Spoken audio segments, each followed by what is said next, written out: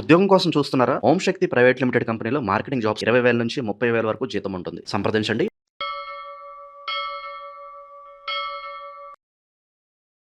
ప్రస్తుతం మనతో పాటు ప్రముఖ ఆధ్యాత్మికవేత్త, జ్యోతిష్య వాస్తు పండితులు బ్రహ్మశ్రీ ఉమామహేశ్వర సిద్ధాంతి గారు మనతో ఉన్నారు. గురుగారితో మాట్లాడదాం. నమస్కారం గురుగారు. ఆయుష్మాన్ భవ. గురుగారు, తులారాశి వాళ్ళకి ఈ జూలై నెల 2026 ఏ విధమైన ఫలితాలు ఉండబోతున్నాయి? వీళ్ళందరూ కూడా వీళ్ళు ఎలాంటి జాగ్రత్తలు తీసుకోవాలి గురుగారు? సర్వమంగళ మాంగళ్యే శివే సర్వార్థ సాధకే శరణ్యే త్రయంబకీ దేవి నారాయణీ నమోస్తుతే. ఓం శ్రీ గురుభ్యో నమః. ఓం శ్రీ గం గణపతియే నమః. తులారాశి అధిపతి శుక్రుడు. శుక్రుడు ఉన్న స్థానం కర్కాటక స్థానంలో గురబుధులతోటి కలిపి ఉన్నాడు. అయితే తులారాశి 7వ రాశిగా చెప్పబడుతూ ఉంది. సప్తమ స్థానం విధానం అంటే మేషరాశి నుంచి లెక్కేసుకుంటే 7వ రాశి అయింది.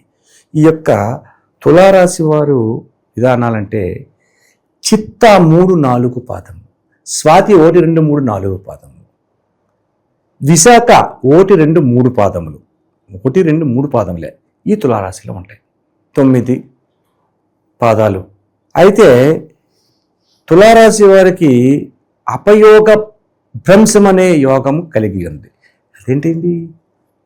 అన్ని రాశులకి బాగానే చెప్పుకున్నా వచ్చాం. మనం వృషభ రాశి కూడా చాలా బాగా చెప్పుకున్నాం కదా. వృషభ రాశికి శుక్రుడు అధిపతి అన్నారు కదా.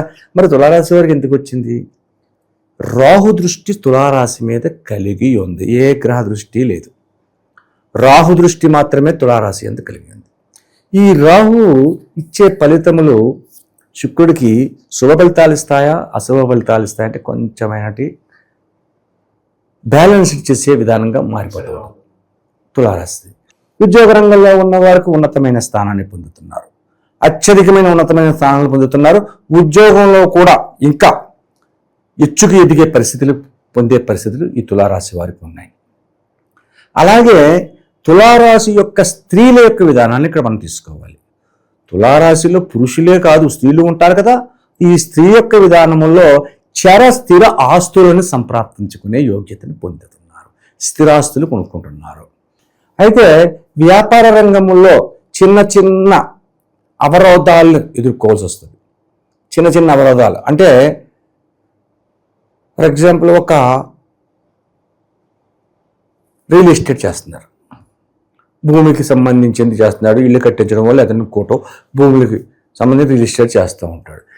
ఏమండి, రేపు వచ్చి మీకు ఓ 50 లక్షలు ఇస్తాను, ఉన్నది తర్వాత నెలాఖరులో ఇస్తాను అని చెప్తాడు. ఓహో, ఈ తులారాశి వారు అనుకుంటారు, ఓహో మనకు వస్తుంది అనమాట, 50 లక్షలు వస్తుంది, రేపు వస్తాను అంటున్నాడు. రేపు వెళ్ళినాడు, రాదు అంటాడు కానీ రాదు.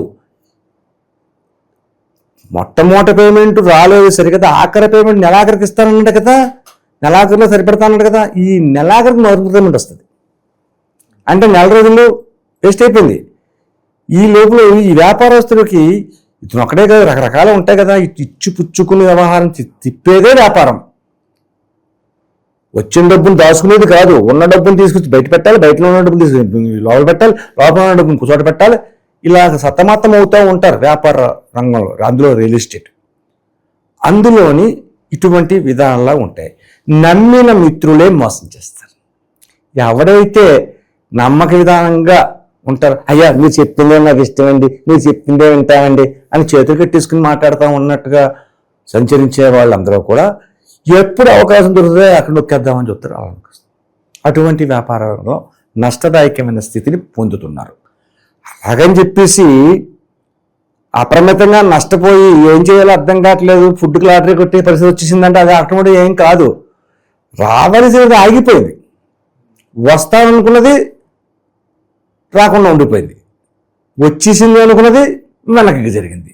ఇటువంటి స్థితిగతులతోటి వ్యాపార రంగంలో ఉన్నారు. ముఖ్యంగా నేను చెప్పిన వ్యాపార రంగం ఏదంటే రియల్ ఎస్టేట్, భూములకు సంబంధించి విధానాల్ని సంప్రాప్తమవుతుంది. అలాంటి విధానంగా తులారాశి వారు ఉన్నారు. అంటే ఈ యొక్క జ్యేష్ఠమాసంలోని నిజ జ్యేష్ఠమాసంలోని ఆధిక్యత కలిగినటువంటి ఆస్తిని వీళ్ళు పొందుతారు. అంటే ఎప్పటి నుంచో కొనాలి కొనాలి కొనాలి అనుకున్నారు, కొనలేదు, కానీ ఇప్పుడు కొనగలుగుతారు. అది ఎలా వస్తుందన్నది కాదు, వస్తుంది, వచ్చి కొనుక్కునే పరిస్థితులు ఉంటుంది. ప్రతి స్త్రీ విధానంలో తులారాశిలో ఉన్న స్త్రీలకు ఈ యొక్క విధానం ఉంటుంది. తులారాశిలో ఉన్న పురుషులు కొనలేరా అండి అన్నారు. స్త్రీ పరంగా కొనుక్కోవాలి. తులారాశిలో ఉన్న పురుషుడు ఏదైనా స్థిరాస్తి కొనాలంటే భార్య పేర మీదుగా కొనాలి. అప్పుడు యోగదాయకమైన స్థితిని ఈ తులారాశి వారు పొందుతూ ఉంటారు. ఇక అలాగే ఇందాక కన్యరాశిలో మనం చెప్పుకున్న స్త్రీ యొక్క ప్రేమికుల యొక్క విధానాన్ని ఏ రకంగా ఉంటుందండి. ఈ యొక్క కన్యరాశిలో ఏ విధమైనటువంటి పరిస్థితి ప్రభావాలు కలిగి ఉన్నాయో తులారాశిలో ఉన్న ప్రేమికులకు కూడా అదే పరిస్థితి పొంది ఉన్నారు. కాబట్టి ప్రేమ వ్యవహారంలో కొంచెం ఆచితూచి అడుగులు ముందుకు వేసుకోవాలి అనే పరిస్థితి. ఇక ఉద్యోగ రంగంలో ఇందాక చెప్పుకున్న ప్రమోషన్స్ అవి పొందుతున్నారు, ఉన్నతమైన స్థానాన్ని పొందుతున్నారు.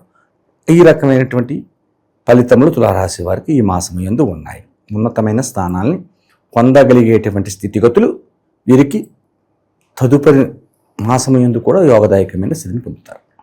ఇక విదేశీ ప్రయత్నాలు ఎవరైనా చేయాలనుకుంటే వాళ్ళకి ఎలా ఉంటుందన్నారు గురుగారు? విదేశ గమనములు చేసేవారికి రాహు ఎప్పుడైతే తులారాశిని చూస్తున్నాడు అనుకున్నారో రాహు వదలే విదేశ ఫలితములు పొందుతూ ఉంటారు.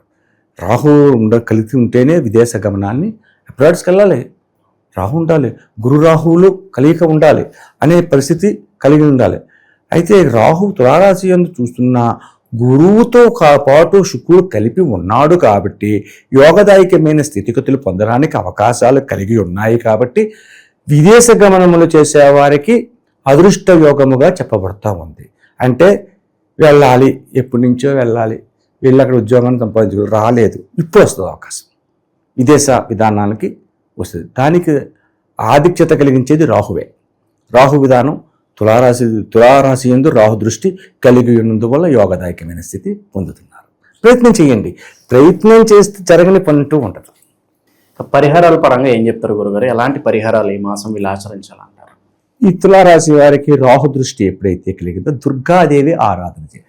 రాహుని ఎదిరింపగలిగించిన దేవత ఎవరంటే దుర్గాదేవి, కనకదుర్గాదేవి. కనకదుర్గాదేవిని ఎప్పుడైతే పూజిస్తారో దుర్గా విధానం వల్ల అనేక రకములైన దోషములు పరిహారం జరుగుతూ ఉంటాయి. ఇక్కడ దుర్గాదేవిని ఆరాధన చేస్తే ప్రేమతత్వంలో ఉన్న వారికి చెప్పుకున్నది ముందుగా చెప్పుకున్నది వల్లీ దేవసేన సుబ్రహ్మణ్య స్వామిని చెప్పుకున్న ఆరాశికి, ఈ తులారాశికి దుర్గాదేవినే మళ్ళా ఇక్కడ ఆవాహన విధానాన్ని చేస్తూ ఉంటారు.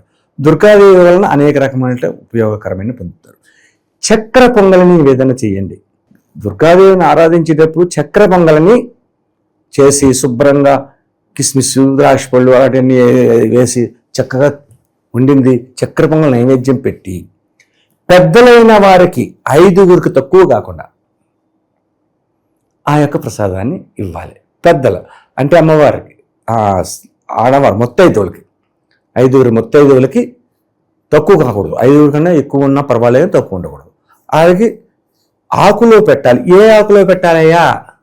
అడ్డాకులు అంటారు, అందులో పెట్టకూడదు.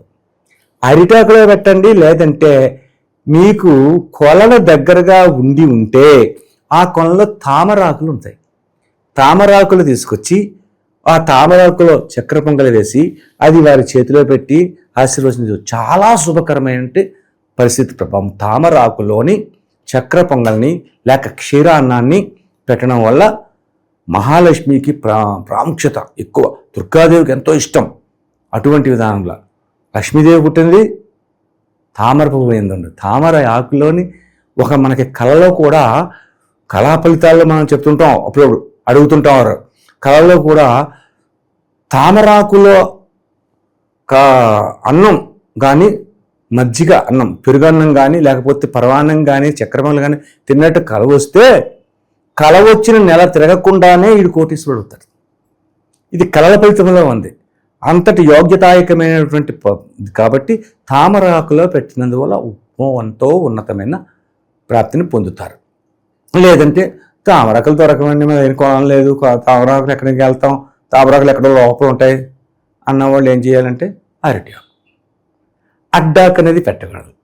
అంటే ఇస్తరాకు అంటారు కదా, చిగురుపోలతో కొట్టి పెడతారు, ఆ ఆకు కాదు, ఇది కానీ అది కానీ చాలామంది ఏం చేస్తున్నారంటే పేపర్ ప్లేట్ల మీద అరిటాకు బొమ్మ వేసేసి ప్లాస్టిక్ది అందులో పెట్టేస్తారు. అది కాదు, అలా చేయకూడదు. ఓవరాల్గా ఈ నెల తులారాశి వాళ్ళకి ఎలాంటి పరిణామాలు జరగబోతున్నాయో మంచి విశ్లేషణ అందించారు గురుగారు. ధన్యవాదాలు. ఆయుష్మాన్ భవ.